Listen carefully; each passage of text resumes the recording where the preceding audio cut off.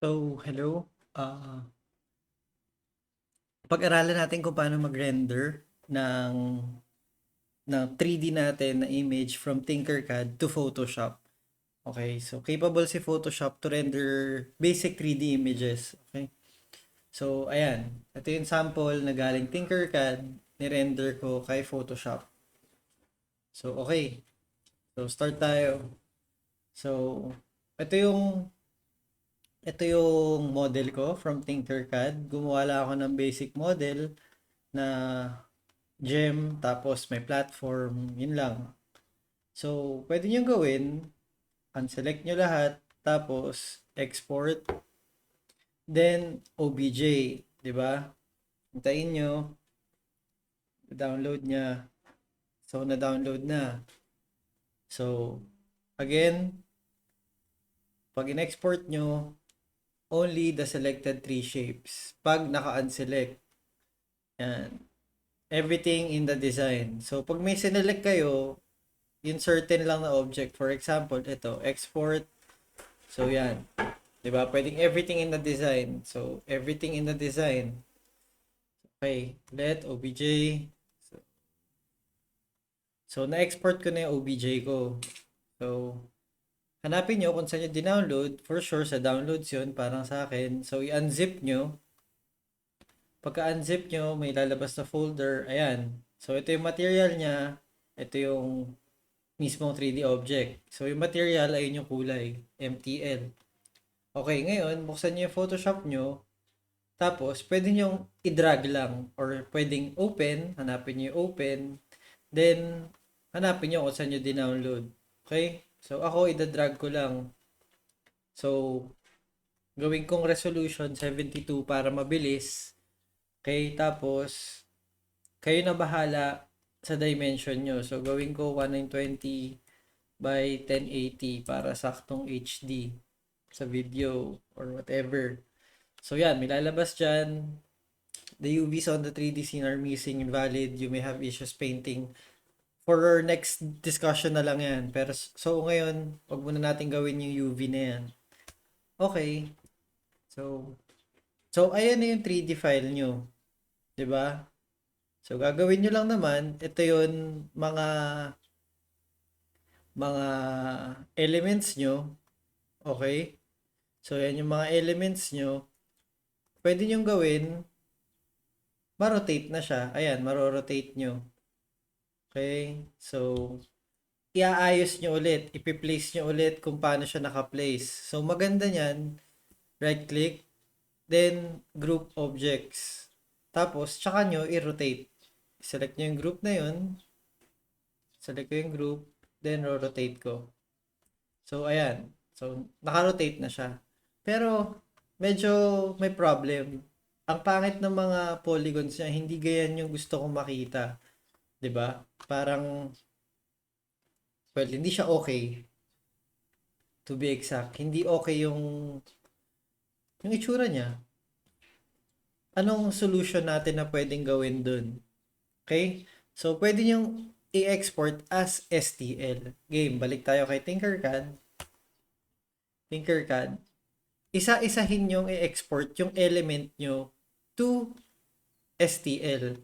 Okay? Kasi pag nilahat nyo yan, magkakadikit na siya, merge na siya. So, ang ginagawa ko, ganito, export itong gem, STL. Export itong rock, dahil ibang kulay siya, STL. Tapos, itong platform, STL. Selected shape. Okay, so balik ako dun sa downloads ko. Downloads. Ayan, ito yung mga STL ko. Maganda pangalanan nyo. So, for example, ito gem. Ito rocks. Ito platform. So, yan. Ngayon, individual nyong ida-drag kay Photoshop or i-open. So, open natin tong platform. So, resize ulit. Kung ano mang size yung gusto nyo. 1920 by 1080 ako. Tapos, resolution 72. Okay pa rin. UVs. So, ayan. Meron na akong platform. Okay? Wag mag-worry sa kulay. Madaling kulayan ulit yan. Tapos, next is, yung rocks ko, drag ko dun. Okay. Okay.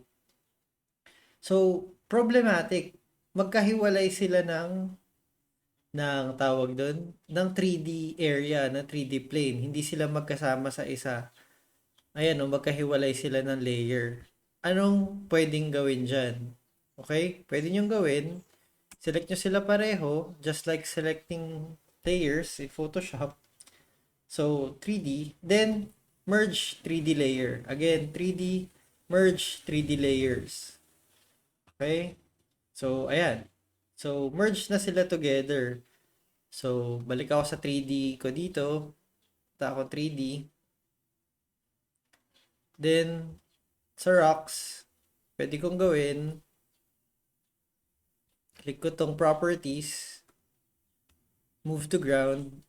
Reset coordinates. Ayan. Tapos, i-place ko na lang kung paano ko gustong i-place or i-match. So, okay. Platform, okay na. Move to ground ko. So, oops. Control C. Current view. So, okay. Next is, lastly, yung gem. Wrong spelling pa yung gem ko. Pero anyway, ayan. So, again, select nyo sila. I'm holding shift or control or command kapag Mac. Then 3D, merge 3D layer. So, magkakasama na sila sa isang world or sa isang universe. So, gem, using ko lang. Move to ground. So, ayan. Dahil nasa ground siya. So, ngayon, current view. Using yung current view ko. Pan ko. So, lagyan ko muna ng background para mas kita natin. So, balik ako dito. Tapos, ngayon, click ko na yung certain na gusto ko, papalitan ko na sa material ng kulay. So, pwede nyo rin palitan ng texture, pero matagal rendering yan. Pero, for this sample from tinkercad, tapos send ko na lang yung link or check nyo sa description yung link nung kung paano mag-render. In-depth rendering kay Photoshop.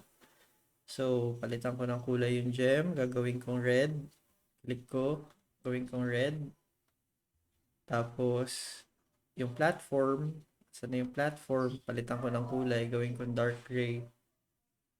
So, yan. Render. Mabilis na rendering lang.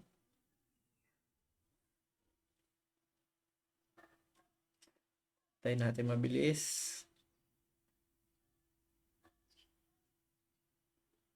So,